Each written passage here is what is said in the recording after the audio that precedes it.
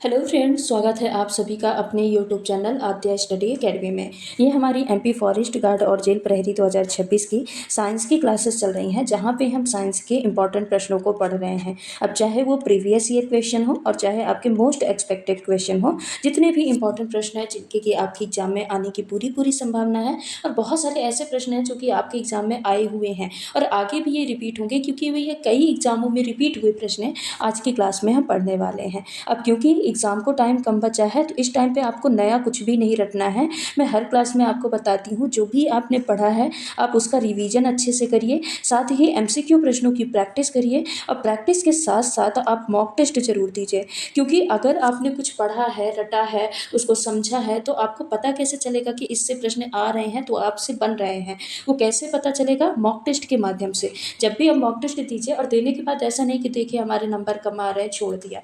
नहीं, अगर नंबर कम आ रहे हैं तो देखिए कि किस सेक्शन में नंबर कम आ रहे हैं, कहाँ पे गलतियाँ ज़्यादा हो रही, कौन से सब्जेक्ट में गलतियाँ सबसे ज़्यादा हो रही, उस गलती पे काम करिए, सुधार करिए। वहाँ पे अगर आपको लगता है कि थ्योरी पढ़ने की ज़रूरत है, तो उस टॉपिक को आप पढ़ लीजिए, उसका थ्योरी वाला पोर्शन पढ़ लीजिए। और उसके अलावा अगर लगता है कि कोई फैक्ट वाली चीज़ें पढ़ने की ज़रूरत है, तो आप पढ़िए और वापस से मॉक टेस्ट दीजिए। इस टाइम पे तो आपको पर डे एक मॉक टेस्ट तो देना ही चाहिए, और ज़्यादा से ज़्यादा प्रैक्टिस सेट की क्लासेस आपको अटेंड करनी चाहिए, जिससे ज़्यादा से ज़्यादा प्रश्नों की प्रैक्टिस हो सके। तो इसी को ध्यान में रखते हुए ये हम प्रैक्टिस सेट की क्लासेस चला रहे हैं साइंस की, जहाँ पे साइंस के इंपॉर्टेंट प्रश्नों को यहाँ पे डिस्कस किया जाता है, और सिर्फ पढ़ा नहीं जाता, डिटेल में पढ़ा जाता है। यानी हर एक प्रश्न को हम एक्सप्लेन करके पढ़ते हैं, ताकि उससे रिलेट करके भी कोई सा प्रश्न बने तो आप एग्जाम में उसको अच्छे से हिट कर पाइए। चलिए स्टार्ट करते हैं आज के सेशन को। इसके पहले अगर आप चैनल पर नए हैं तो चैनल को सब्सक्राइब कर लीजिएगा, वीडियो को लाइक कर दीजिएगा, और वीडियो में लास्ट तक जरूर बने रहिएगा, क्योंकि हर एक प्रश्न आपके एग्जाम ओरिएंटेड है, आपके एग्जाम में आने वाले प्रश्न हैं। चलिए देखते हैं आज का हमारा पहला प्रश्न क्या है। निम्नलिखित में से मानव शरीर का सबसे व्यस्त भाग कौन सा है? आँख है, हाथ है, उर्विका है, या फिर हृदय है? तो देखिए यहाँ पे ये पूछा है कि मानव शरीर का ऐसा कौन सा भाग है जो कि कभी रेस्ट नहीं करता है, सबसे ज़्यादा व्यस्त रहता है। तो अगर हम आँख को देखें तो जब हम सोते हैं तो आँख भी रेस्ट करती है, हाथ पैर भी रेस्ट करते हैं, लेकिन जो हार्ट है, हृदय है, हृदय एक ऐसा भाग होता है मानव शरीर का जो कभी भी रेस्ट नहीं करता। कभी देखे हैं कि हार्ट बोला हो कि चलो हम रेस्ट कर लेते हैं? क्योंकि जब भी हृदय रेस्ट करेगा ना, तो हम रेस्टिंग पीस में चले जाएंगे, ब्लड सर्कुलेशन ही नहीं होगा। हृदय जो होता है वो अनैच्छिक वर्क करता है, यानी अब इसमें हमारी कोई इच्छा नहीं होती है, ये अपने आप वर्क करता है, क्योंकि ये अनैच्छिक पेशियों का ही बना होता है। तो इसीलिए सबसे मानव शरीर का अगर व्यस्त भाग की बात करें तो व्यस्त भाग कौन सा होगा? हृदय होगा। अब जो हृदय है, हृदय होता कैसे है, थोड़ा सा हम यहाँ पे हार्ट के बारे में पढ़ लेते हैं। हृदय कैसा होता है? शंक्वाकार होता है। यहाँ पे पढ़ते हैं, ठीक है। तो हृदय कैसा होता है? हृदय शेप में शंक्वाकार होता है, ठीक है, ये याद रखिएगा। हृदय कॉनिकल शेप का होता है, शंक्वाकार होता है, और ये पसलियों के नीचे दोनों फेफड़ों के बीच में स्थित होता है। अब जो हृदय होता है ये ऐच्छिक पेशियों का बना होता है कि अनैच्छिक पेशियों का बना होता है? तो हृदय कैसे पेशियों का बना होता है? अनैच्छिक पेशियों का बना होता है, यानी ये ऐसे पेशियों से बना है जो कि हमारे कंट्रोल में नहीं होती हैं। ये अनैच्छिक पेशियाँ होती हैं, जिसको हम कार्डियक मसल्स या हृदय पेशी कहते हैं। क्या कहते हैं? कार्डियक मसल्स कहते हैं, ठीक है। अब ये जो मसल्स होती हैं ना, ये हमारे इच्छानुसार काम नहीं करती हैं, ये बस वर्क करती रहती हैं, इसको हम कंट्रोल नहीं कर सकते हैं। अब जो हृदय होता है, हृदय के चारों तरफ दीवार भी पाई जाती है, परत पाई जाती है। जैसे ये हृदय है ना, तो हृदय के चारों तरफ डबल मेम्ब्रेन दोहरी झिल्ली पाई जाती है। इस दोहरी झिल्ली को हम क्या बोलते हैं? पेरिकार्डियम बोला जाता है। क्या कहते हैं? पेरिकार्डियम कहते हैं। तो हृदय के चारों तरफ जो दोहरी मेम्ब्रेन या झिल्ली पाई जाती है, इसको पेरिकार्डियम कहते हैं। और इनके बीच में एक लिक्विड भरा रहता है, ये द्रव भरा है। इस द्रव को क्या बोला जाता है? क्योंकि मेम्ब्रेन पेरिकार्डियम है, तो इस द्रव को क्या बोलेंगे? पेरिकार्डियल द्रव कहा जाता है। क्या बोलते हैं? पेरिकार्डियल कार्डियल द्रव, ठीक है। तो हृदय के चारों तरफ डबल मेम्ब्रेन पाई जाती है, जिसको पेरिकार्डियम कहा जाता है। और हृदय जो दो मेम्ब्रेन के बीच में हृदय में जो लिक्विड भरा रहता है, उसको पेरिकार्डियल लिक्विड या पेरिकार्डियल द्रव कहा जाता है। अब ये जो पेरिकार्डियल द्रव होता है, ये करता क्या है, इसका काम क्या है? तो अगर बाहरी कोई भी आघात हो, कोई भी बाहरी चोट लग रही, धक्का लग रहा है, तो उनसे सुरक्षा देने का काम पेरिकार्डियल लिक्विड करता है। ये झटके को एब्जॉर्ब करता है, बेसिकली जो भी झटका लगता है ना, तो उसको ये एब्जॉर्ब करने का काम करता है। है। अब जो हृदय होता है तो ये जो राइट और लेफ्ट में डिवाइड होता है, इसके बीच में एक ये परत पाई जाती है, ये एक मतलब दीवार पाई जाती है। तो इस दीवार को क्या कहते हैं? तो इस दीवार को बोला जाता है सेप्टम। क्या बोला जाता है? सेप्टम कहा जाता है। इसके द्वारा हृदय दाएं और बाएं भाग में बटा होता है। और जो हृदय होते हैं ना, उसमें 4 चैम्बर पाए जाते हैं। अब लेफ्ट और राइट तो हो गया, अब क्या है, अपर और लोअर में भी बट जाता है। तो अपर में जो ऊपर वाला है उसको राइट ऑरिकल बोल दिया जाता है, और जो नीचे वाला है उसको राइट वेंट्रिकल, और जो यहाँ पे लेफ्ट में ऊपर वाला है उसको लेफ्ट ऑरिकल बोला जाता है, और जो नीचे वाला है उसको लेफ्ट वेंट्रिकल बोल दिया जाता है। तो ये पूरा क्या होता है? ह्यूमन हार्ट होता है। अब थोड़ा सा हम यहाँ पे सर्कुलेशन के बारे में भी पढ़ लेते हैं। अब हार्ट आया है तो इसको पूरा पढ़ लेते हैं ताकि इससे कोई भी क्वेश्चन छूटे नहीं। तो जैसे अभी हमने पढ़ा कि जो ह्यूमन हार्ट होता है वो 4 चैम्बर में डिवाइड होता है, ये तो हमने पढ़ लिया। कौन सा? Left auricle, right auricle, right ventricle, left auricle और लेफ्ट वेंट्रिकल। अब यहाँ पे मान लेते हैं अंग है, ऑर्गन है। तो जो अंग है जब भी ये ऑक्सीजन का यूज कर लेगा तो इसके पास जो ब्लड बचेगा वो कैसे बचेगा? CO2 वाला, यानी डीऑक्सीजनेटेड ब्लड बचेगा। तो ये अंग क्या करेगा? सिरा के माध्यम से, अंग से जो भी CO2 वाला ब्लड है यानी डीऑक्सीजनेटेड अशुद्ध रक्त है, वो सिरा के माध्यम से कहाँ पे जाता है? राइट ऑरिकल में जाता है। और यहाँ पे 3 ओपनिंग होती है, इसके बारे में हम बाद में बात करेंगे 3 ओपनिंग कौन सी होती है। अब जब यहाँ से ये राइट ऑरिकल में यानी दायां आलिंद में ब्लड जाएगा तो यहाँ पे एक वाल्व पाया जाता है जिसको बोलते हैं ट्राइकस्पिड वाल्व। इसको क्या बोला जाता है? Tricuspid valve. अब ये जो ट्राइकस्पिड वाल्व होता है ये खुलेगा तो ब्लड कहाँ पे जाएगा? राइट वेंट्रिकल यानी दायां निलय में, और दाएं निलय से ब्लड जाता है लंग्स के पास। यहाँ पे लंग्स होता है, और दाएं निलय से जो ब्लड जाएगा ना ये भी कैसा रहता है? अशुद्ध रहता है, यानी CO2 वाला रहता है। ये भी अशुद्ध रक्त रहता है, CO2 वाला रक्त रहता है। लेकिन ये जाता किसके माध्यम से है? फुफ्फुसीय धमनी के माध्यम से। किसके द्वारा? फुफ्फुसीय धमनी के माध्यम से जाता है। हालांकि बेसिकली जितनी भी धमनियाँ होती हैं वो शुद्ध यानी ऑक्सीजन वाले रक्त को कैरी करती हैं, लेकिन यहाँ पे ये अपवाद है। जो फुफ्फुसी पल्मोनरी जो आर्टरी होती है वो अशुद्ध रक्त को ले जाती है लंग्स के पास। अब लंग्स में CO2 रिमूव होता है और O2 क्या होता है? ऐड होता है। जब भी ये ब्लड ऑक्सीजनेटेड हो जाएगा तो ये ऑक्सीजनेटेड ब्लड आता है लेफ्ट ऑरिकल यानी बायां आलिंद के पास। अब जब ये बायां आलिंद के पास ब्लड जब आता है, ये किसके द्वारा आता है? फुफ्फुसीय सिरा के द्वारा। किसके द्वारा आता है? फुफ्फुसीय सिरा के द्वारा आता है। जितनी भी सिराएं होती हैं ये अशुद्ध रक्त को ले जाती हैं, लेकिन पहली एक सिरा है अपवाद के रूप में फुफ्फुसी सिरा, पल्मोनरी सिरा, जो कि क्या करती है? शुद्ध रक्त यानी O2 वाले ब्लड को हृदय में ले आती है। अब यहाँ पे भी एक वाल्व पाया जाता है जिसको बोला जाता है बाइकस्पिड वाल्व। क्या बोला जाता है? Bicuspid valve. अब ये बाइकस्पिड वाल्व खुलता है तो रक्त आता है, शुद्ध रक्त ऑक्सीजन वाला, लेफ्ट वेंट्रिकल यानी दायां निलय में। फिर दाएं निलय से ये ब्लड वापस कहाँ चला जाता है? अंग में। जितना भी ये शुद्ध रक्त होता है कहाँ पहुंच जाता है? अंग में। और अंग में पहुंचता किसके माध्यम से है? तो एओर्टा के माध्यम से, जिसको महाधमनी भी बोला जाता है, इसके माध्यम से ये अंग में पहुंच जाता है। ठीक है, तो ये पूरा प्रोसेस होती है ब्लड सर्कुलेशन की। अब देखिए इसको दोहरा रक्त परिसंचरण तंत्र भी कहा जाता है, क्योंकि इसमें 2 बार रक्त हृदय में आता है। हृदय में आया, फिर हृदय से गया, वापस हृदय में आया, इसीलिए इसको दोहरा रक्त परिसंचरण कहा जाता है। और इसको एक और नाम से जाना जाता है, दोहरा पूर्ण रक्त परिसंचरण तंत्र। पूर्ण क्यों कहा जाता है? क्योंकि हमें शुद्ध और अशुद्ध रक्त अलग अलग होते हैं, मिलते नहीं हैं आपस में, इसीलिए इसको दोहरा पूर्ण रक्त परिसंचरण तंत्र कहा जाता है। तो ये पूरी मैकेनिज्म है ब्लड सर्कुलेशन की, इसको भी ध्यान रखिएगा। इससे भी प्रश्न पूछा गया था एक बार। क्या पूछा गया था कि जो राइट वेंट्रिकल है इससे अशुद्ध रक्त लंग्स में किसके द्वारा जाता है, ऐसे पूछ लिया जाता है। ठीक है, तो आप इसको भी ध्यान रखिएगा। इससे हार्ड टॉपिक से प्रश्न बहुत ज़्यादा बनते हैं। ठीक है, बाकी इस प्रश्न का करेक्ट आंसर क्या हो जाएगा? ऑप्शन नंबर डी हो जाएगा। अगला प्रश्न है, निम्नलिखित में से कौन सा एक मनुष्य का उत्सर्जी अंग नहीं है? हृदय नहीं है, वृक्क नहीं है, त्वचा नहीं है, या फिर लीवर नहीं है? बताइए। सबसे पहले आप ये बताइए कि मनुष्यों के उत्सर्जी अंग कौन कौन से होते हैं मनुष्य के। तो देखिए पहला हो जाता है स्किन यानी त्वचा, उत्सर्जी अंग होती है। दूसरा है लंग्स, लंग्स भी मनुष्य का उत्सर्जी अंग है। ठीक है, ये तो कॉमन उत्सर्जी अंग है।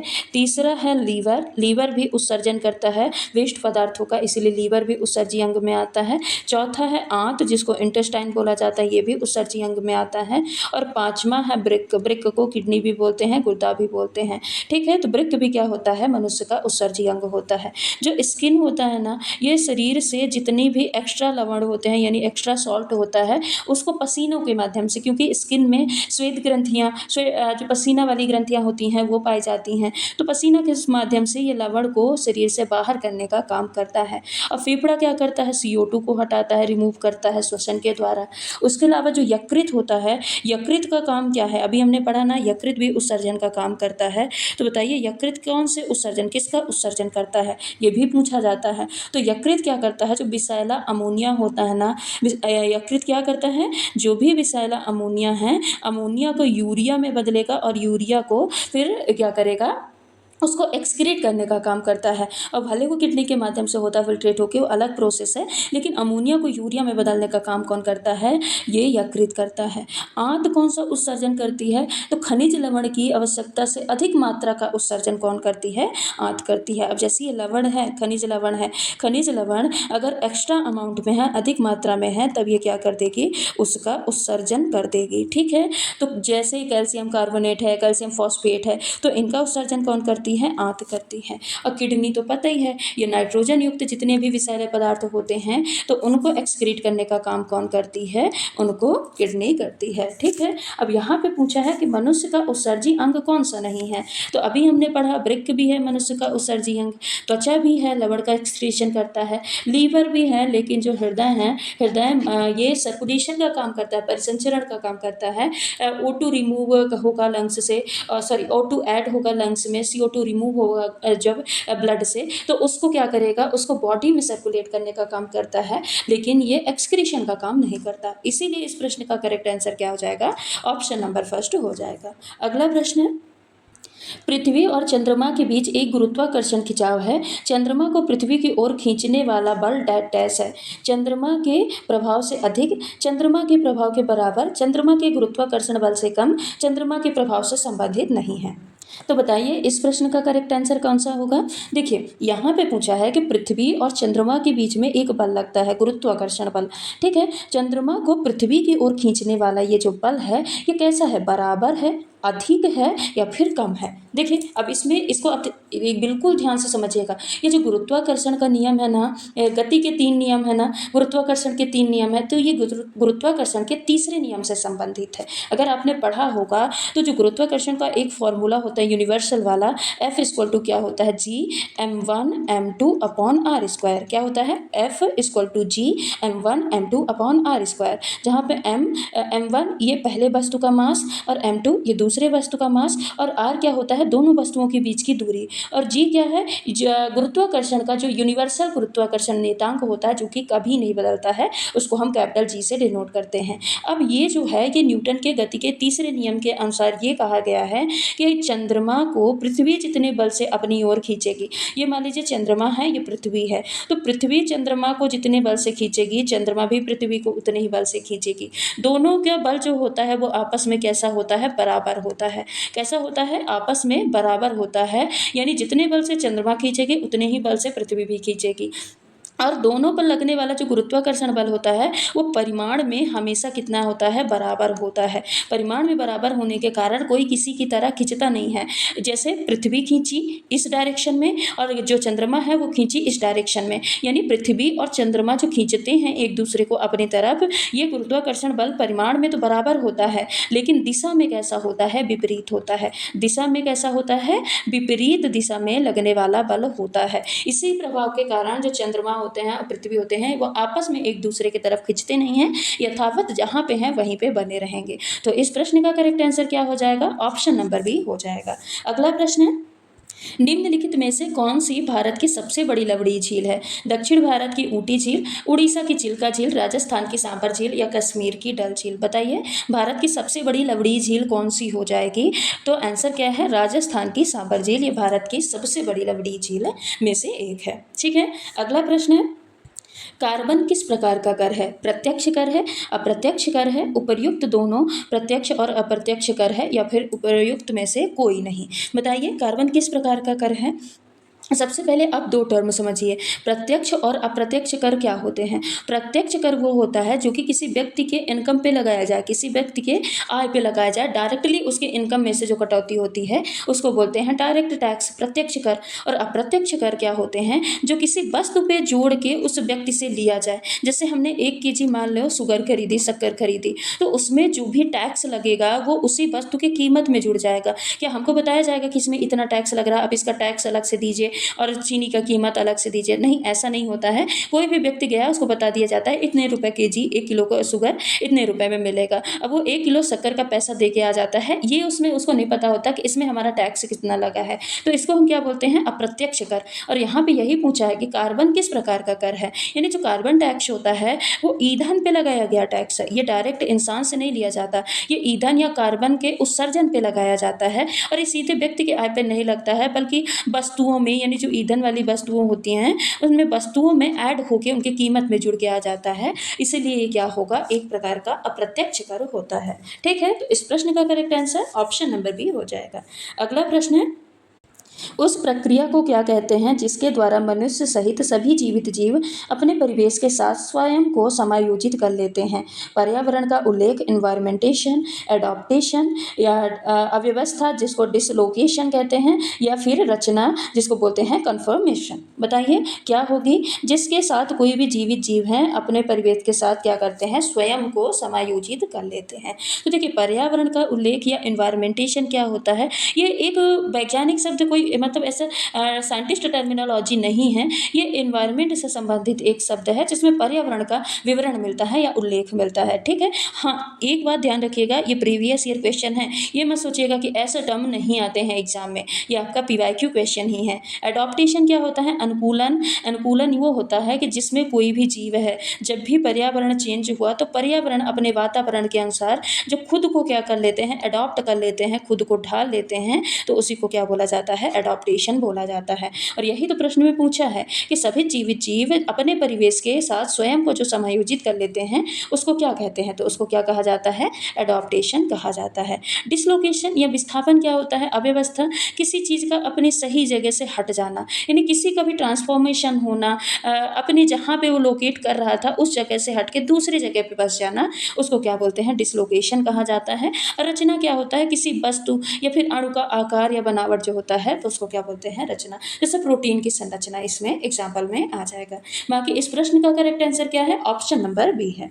अगला प्रश्न है, कॉर्क कैम्बियम की प्राथमिक भूमिका डेड डैश का उत्पादन है। Secondary xylem, cork and secondary cortex, cortex या फिर सेकेंडरी फ्लोएम, किसका उत्पादन करना है। तो देखिए इसमें दो वर्ड आए हैं, कॉर्क और कैम्बियम। तो सबसे पहले आपको इनके बारे में पता होना चाहिए कि कॉर्क क्या होता है और कैम्बियम क्या होता है। तो कॉर्क क्या है, जो कोई भी प्लांट है ना, तो प्लांट के जो बाहर की ओर एक कठोर और सुरक्षात्मक जो परत बनती है उसको क्या बोलते हैं, उसको कॉर्क कहा जाता है। और ये जो कॉर्क होते हैं ये कैसा होता है, मृत होता है, ये जीवित नहीं होता है। तो पेड़ के जो चारों तरफ एक कड़ी कठोर सुरक्षात्मक परत होती है उसको कॉर्क कहते हैं। ये मृत कोशिकाओं से बना होता है। ये पानी को बाहर से जाने से रोकता है, यानी पानी अंदर न प्रवेश करे उससे क्या करता है, प्रिवेंट करने का काम करता है। और पौधों में चोट या फिर गर्मी या कोई भी रोग लग रहा है ना, तो रोगों से बचाव के लिए कॉर्क जो होता है वो इंपॉर्टेंट रोल प्ले करता है। ठीक है, जैसे जो पेड़ की बाहरी छाल है ना, छाल को ही हम क्या बोल देंगे कि छाल क्या है, कॉर्क है। बाहरी हिस्सा जो छाल होता है ये कॉर्क कहलाएगा। अब दूसरा आ गया ये जो कैम्बियम का, सॉरी सेकेंडरी कॉर्टेक्स है, ये सेकेंडरी कॉर्टेक्स है। सेकेंडरी कॉर्टेक्स क्या होता है, तो अगर कॉर्क कैम्बियम अंदर की ओर, प्लांट के अंदर की ओर जो परत बनाती है ये तो बाहरी परत होगी, ये क्या होगी, बाहर की परत होगी। लेकिन प्लांट के अंदर की ओर भी तो एक जो परत बनती है उसको हम क्या बोलते हैं, इसको सेकेंडरी कॉर्टेक्स कहा जाता है। और ये क्या करती है, भोजन को इकट्ठा करने का काम करती है और पौधों को सहारा देने का काम करती है। क्या करेगी, भोजन को संग्रहित करेगी यानी इकट्ठा करेगी और पौधों को सहारा देने का काम करती है। ठीक है, दो काम इसका सेकेंडरी कॉर्टेक्स का होता है। अब ये देखिए जो कॉर्क कैम्बियम है वो बनाती क्या है? तो कॉर्क कैम्बियम हमेशा क्या बनाती है? कॉर्क और सेकेंडरी कॉर्टेक्स को बनाती है। इसीलिए हमने पहले ही इसके बारे में पढ़ लिया, ताकि जब मैं आंसर बताऊं कि कॉर्क और सेकेंडरी कॉर्टेक्स को बनाती है तो आपको पता होना चाहिए कि ये कॉर्क क्या है और सेकेंडरी कॉर्टेक्स क्या है। तो सेकेंडरी कॉर्टेक्स क्या है? ये अंदर की ओर परत होती है, अंदर की परत जो कि भोजन संग्रहण का काम करती है, पौधों को सहारा देती है। और कॉर्क क्या होती है? बाहर की परत होती है जो कि प्रिवेंट करने का काम करती है, सुरक्षा करने का काम करती है। और इन दोनों को अगर मिला दिया जाए, कॉर्क और सेकेंडरी कॉर्टेक्स को, तो इसी को मिला के इसको पेरिडर्म भी कहा जाता है। क्या कहा जाता है? पेरिडर्म कहा जाता है। ठीक है, तो इस प्रश्न का करेक्ट आंसर क्या हो जाएगा? ऑप्शन नंबर बी हो जाएगा। अगला प्रश्न है, निम्नलिखित में से कौन सा अस्पताल में कचरे के निपटान का सबसे अच्छा तरीका है? भस्मीकरण, सैनिटरी लैंड फिलिंग, डंपिंग या फिर शराब की शुद्धि? बताइए, अस्पताल में जो कचरे का निपटान होता है उसका सबसे अच्छा तरीका कौन सा माना जाता है? तो देखिए, भस्मीकरण मतलब क्या होता है? जो भी संक्रमित कचरा है ना उसको जलाया जाए, जला कर उसको नष्ट करना क्या कहलाएगा? भस्मीकरण कहलाएगा। और सैनिटरी लैंड फिलिंग क्या होता है? सैनिटरी लैंड फिलिंग कि अगर कोई भी कचरा है जो कि संक्रमित है उसको वैज्ञानिक तरीके से उसको क्या करना? जमीन के अंदर दबाना। ठीक है, वैज्ञानिक तरीके से जमीन में दबाना, ये क्या कहलाएगा? ये कहलाएगा सैनिटरी लैंड फिलिंग कहलाएगा। तो अब बताइए, हॉस्पिटल में कौन सा मेथड यूज किया जाएगा? जलाया जाएगा या फिर वैज्ञानिक तरीके से, यानी कुछ उसमें केमिकल्स वगैरह डाल के उसको जमीन में दबाया जाएगा, कचरे को जमीन में दबाया जाएगा? तो ऑप्शन नंबर बी क्या होगा? करेक्ट आंसर होगा, क्योंकि वहाँ पे हॉस्पिटल में हम कोई भी चीज़ें कचरे को जलाने नहीं लग जाएंगे। बहुत सारे पेशेंट होते हैं, उससे बहुत ज़्यादा हार्म भी होगा। तो हम क्या करेंगे? केमिकल वगैरह डाल के वैज्ञानिक तरीके से जमीन में कचरे को दबाएंगे, और इसी को क्या बोला जाता है? सैनिटरी लैंड फिलिंग कहा जाता है। बाकी डंपिंग क्या होता है? कचरे को अगर हम खुली जगह पे फेंक देते हैं तो उसको क्या कहा जाता है? डंपिंग कहा जाता है। और एल्कोहल प्योरिफिकेशन, ये तो कचरे की शुद्धिकरण से संबंधित ही नहीं है। तो इस प्रश्न का करेक्ट आंसर क्या हो जाएगा? ऑप्शन नंबर बी हो जाएगा। हालांकि कहीं कहीं पे पहले ऑप्शन यानी भस्मीकरण को भी सही माना जाता है और ये सही तरीका भी है, लेकिन यहाँ पे अस्पताल पूछा है तो अस्पताल में हम जलाएंगे नहीं बल्कि उसको दबाएंगे। ठीक है, अगला प्रश्न है, निम्नलिखित में से कौन सी प्रक्रिया आपको सभी अशुद्धियों से मुक्त पानी देगी? क्लोरीन की गोलियां, उबालना, आसवन या फिर निस्यंदन? ये सबसे ज़्यादा पूछा गया शब्द है, प्रश्न है। सबसे ज़्यादा बार ये पूछा गया प्रश्न है, बहुत बार ये रिपीट हुआ है ये प्रश्न। बताइए, कौन सी प्रक्रिया है जो हमको प्योरेस्ट फॉर्म में पानी देगा? क्लोरीन की गोलियां डाल दें पानी में, उबाल लें, या फिर आसवन विधि से शुद्ध कर दें, या फिर निस्यंदन कर दें, फिल्ट्रेट कर दें? तो देखिए, अगर हम पानी को छानते हैं, फिल्ट्रेशन मतलब क्या होता है? छानना। अगर हम पानी को छानते हैं तो उसमें जो बड़े बड़े पार्टिकल्स हैं, जैसे प्लास्टिक के पार्टिकल्स है, कोई भी कचरा है, तो ये तो छन जाएगा, लेकिन जो छोटी अशुद्धियां हैं क्या वो छानने से जाएंगी? बिल्कुल नहीं। उबालना क्या है? उबालने से जो पानी के कीटाणु हैं वो नष्ट हो जाएंगे, लेकिन कुछ मिनरल्स वगैरह भी तो नष्ट हो जाते हैं, होते हैं कि नहीं? इसलिए उबालना भी सही मेथड नहीं माना जाएगा, यानी सबसे प्योरेस्ट फॉर्म ये नहीं देगा वाटर का। क्लोरीन की गोलियां ये भी जीवाणुओं को मारती हैं, लेकिन यहाँ पे सबसे बेस्ट मेथड कौन सा होगा? आसवन विधि। आसवन विधि में क्या होता है? इस प्रक्रिया में पानी को उबाला जाता है और उबाल के फिर इसको क्या बनाया जाता है? जब ये वाष्प बन के ऊपर जाएगा, यानी उबालने के बाद क्या होगा? ये वाष्प बनेगा, वाष्प बन के ये एटमॉस्फेयर में जाएगा, एटमॉस्फेयर में जाके ये संघनित होगा, यानी बादल के रूप में जाएगा। फिर उसके बाद ये जब ये ठंडा होता है, देखिए ये तो नेचुरल प्रोसेस में ऐसा होता है जब सनलाइट से आसवन विधि होती है, लेकिन जब हम अपने से करते हैं, खुद से करते हैं, तो हम पानी को उबालेंगे, उबाल के जब वाष्प बनेगा तो हम कुछ यहाँ पे बर्तन रख देंगे, तो इसको संघनित करेंगे, ठंडा करेंगे, ठंडा करके फिर से जब ये ठंडा हो जाएगा तो लिक्विड के रूप में वापस से आ जाएगा, और लिक्विड के रूप में आके एक कंटेनर में यहाँ पे इकट्ठा होता जाएगा। और ये जो पानी होता है ना, ये प्योरेस्ट होता है, इसमें कोई भी अशुद्धियाँ नहीं होती, क्योंकि जितनी भी अशुद्धियाँ हैं, चाहे नमक हो, ये क्या हो जाती हैं? यहाँ पे बाष्पीकरण मेथड के द्वारा ये नीचे ही रह जाती हैं और पानी बस क्या होता है? बाष्प बन के ऊपर चला जाता है। तो इस प्रश्न का करेक्ट आंसर क्या हो जाएगा? ऑप्शन नंबर सी हो जाएगा। अगला प्रश्न है, ठोस अपशिष्ट प्रदूषण पैदा करने वाले सभी को छोड़ के। ठोस अपशिष्ट हैं यहाँ पे है होना चाहिए, प्रदूषण पैदा करने वाले सभी को छोड़ के। दुर्गंध से परेशान, घर की मक्खियों से परेशान, मिट्टी का प्रदूषण या फिर ध्वनि प्रदूषण। यहाँ पे पूछा है कि ऐसे कौन, ये जो 4 ऑप्शन दिए हैं इनमें से जो सॉलिड वेस्ट है वो कौन कौन से हैं और वो क्या क्या करते हैं। तो देखिए, जो दुर्गंध से परेशान करते हैं ये भी एक प्रकार के सॉलिड वेस्ट ही होते हैं ना, ये सॉलिड वेस्ट होते हैं कि नहीं होते हैं, यानी जो कचरे बदबू को फैलाते हैं वो एक प्रकार से ठोस अपशिष्ट होते हैं। घर की मक्खियों से परेशानी, मक्खियाँ ये भी गंदगी पे ही फैलती हैं, अगर सॉलिड वेस्ट है, लिक्विड वेस्ट है तो उसमें घर की मक्खियाँ भी परेशान करेंगी। मिट्टी का प्रदूषण भी सॉलिड वेस्ट से होता है जो कि मिट्टी को दूषित करती हैं। लेकिन ध्वनि प्रदूषण ये कोई ठोस अपशिष्ट के द्वारा नहीं होता है, ये तेज आवाज़ से होने वाला प्रदूषण है। ठीक है, ठोस अपशिष्ट से यही प्रदूषण होते हैं कि दुर्गंध आती है, घरों में मक्खियाँ बहुत ज़्यादा परेशान करती हैं और मिट्टी का प्रदूषण होता है। तो इस प्रश्न का correct answer option number D हो जाएगा। अगला प्रश्न है, अंतर्गर्भाशयी दबाव है फेफड़ों के एल्वियोली के भीतर दबाव, प्लूरल गुहा के भीतर दबाव, इंट्राप्लूरल स्पेस में नकारात्मक दबाव या फिर वायुमंडलीय और श्वसन दबाव के बीच का अंतर।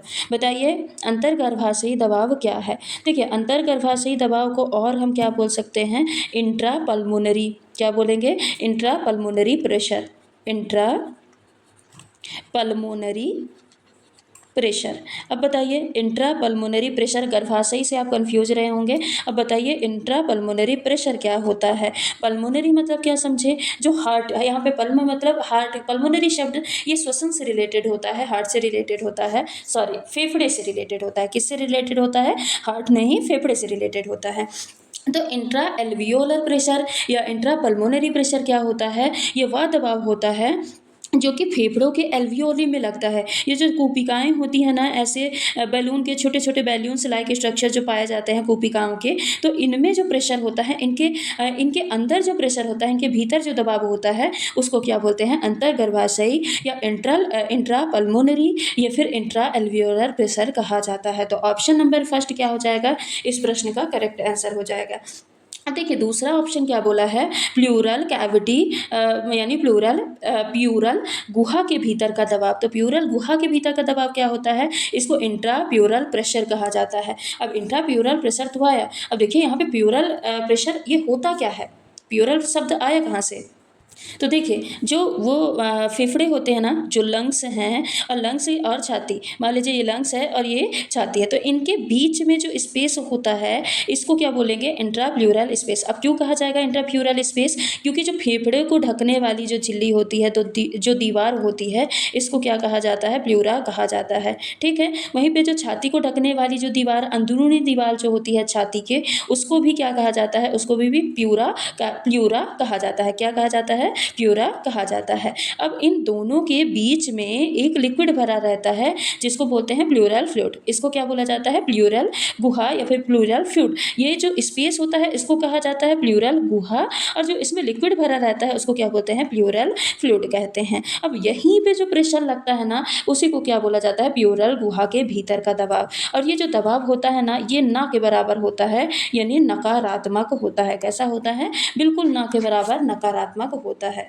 ठीक है, तो ये भी समझ में आ गया। फेफड़ों के एल्वियोली के भीतर दबाव क्या होता है, ये भी आपको समझ में आ गया। और प्लूरल गुहा के भीतर दबाव क्या होता है, ये भी समझ में आ गया। ठीक है, और यहाँ पे इंट्रा प्लूरल स्पेस में नकारात्मक दबाव, बस इसी को क्या कर रहा है, एक्सप्लेन कर रहा है, ये कोई अलग से टर्म नहीं है। ठीक, तो इस प्रश्न का करेक्ट आंसर क्या हो जाएगा, ऑप्शन नंबर फर्स्ट हो जाएगा। अगला प्रश्न है, नदी के जल प्रदूषण को किसके द्वारा मापा जाता है। क्लोरीन की मात्रा पानी में घुल जाती है, ओजोन की मात्रा पानी में घुल जाती है, नाइट्रोजन की मात्रा पानी में घुल जाती है, या फिर ऑक्सीजन की मात्रा पानी में घुल जाती है। तो नदी के जल प्रदूषण, देखिए जब भी किसी भी वाटर का पॉल्यूशन, यानी कोई भी पॉल्यूटेड वाटर होगा, कोई भी प्रदूषित वाटर होगा, तो उसमें ऑक्सीजन की मात्रा कम होगी। उसमें जो डिजॉल्व ऑक्सीजन, यानी जिसको शॉर्ट फॉर्म में DO लिखते हैं, डिजॉल्व ऑक्सीजन की मात्रा हमेशा कम होगी, क्योंकि जितनी ज़्यादा डिजॉल्व ऑक्सीजन होगी उतना ही प्योरेस्ट फॉर्म ऑफ वाटर होगा। अब यहाँ पे पूछा नदी के जल प्रदूषण को किसके द्वारा मापा जाएगा, तो ऑक्सीजन की मात्रा में पानी में कितनी घुली है,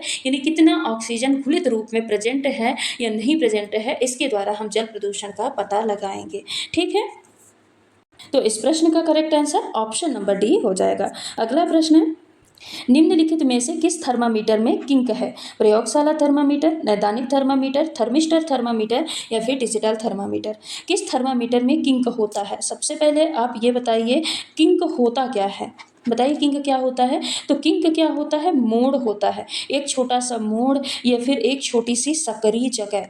ठीक है, सकरी जगह। तो किस थर्मामीटर में छोटा सा मोड़ या सकरी जगह होती है? तो कौन से थर्मामीटर में होती है? नैदानिक थर्मामीटर। जो नैदानिक थर्मामीटर होता है ना, यहाँ पे जहाँ पे मर्क्यूरी रहती है ना, तो मर्क्यूरी के तुरंत नीचे एक छोटा सा मोड़ पाया जाता है, जिससे कि शरीर का जब भी टेम्परेचर निकालें तो वो कुछ टाइम बाद भी टेम्परेचर बना रहे, जिससे हम अच्छे से उसको रीड कर पाएँ, वो रीडिंग बनी रहे। ठीक है, आराम से तापमान को हम पढ़ पाएँ। अगर यहाँ पे मोड़ नहीं रहेगा तो ये वापस से टेम्परेचर डिक्रीज हो जाएगा निकालते ही बॉडी से, तो हमको पता नहीं चल पाएगा। इसीलिए जो नैदानिक थर्मामीटर होती हैं वहाँ पे उस थर्मामीटर में छोटा सा एक मोड़ या फिर किंक पाया जाता है। ठीक, तो इस प्रश्न का correct answer option number B हो जाएगा। अगला प्रश्न है, दूध दिए गए पोषक तत्व का एक खराब स्रोत है। पोटेशियम, फाइबर, विटामिन सी या फिर कार्बोहाइड्रेट? बताइए दूध में कौन सा पोषक तत्व नहीं पाया जाता है कुल मिला के, या फिर पाया जाता है तो बहुत ही कम अमाउंट में पाया जाता है? तो देखिए दूध में पोटेशियम भी पाया जाता है, अच्छे खासी मात्रा में पोटेशियम दूध में पाया जाता है। दूध में कार्बोहाइड्रेट भी पाया जाता है। वो किस रूप में पाया जाता है? लैक्टोज के रूप में। किस रूप में पाया जाता है? लैक्टोज के रूप में कार्बोहाइड्रेट भी पाया जाता है। दूध में प्रोटीन भी पाया जाता है, उसके अलावा कैल्शियम भी पाया जाता है। क्या पाया जाता है? कैल्शियम भी पाया जाता है। लेकिन दूध में विटामिन सी नहीं पाया जाता, या फिर इतना कम अमाउंट में पाया जाता है कि वो नेग्लिजिबल रहता है बिल्कुल। और जब भी दूध को उबाल दिया जाएगा है ना, या गर्म कर दिया जाएगा, तो उसमें जो भी विटामिन सी रहेंगे वो भी खत्म हो जाएंगे, बिल्कुल समाप्त हो जाएंगे। इसीलिए दूध में विटामिन सी या तो बोलते हैं नहीं पाया जाता, या तो इतना कम अमाउंट में पाया जाता है कि वो बिल्कुल नेग्लिजिबल होता है।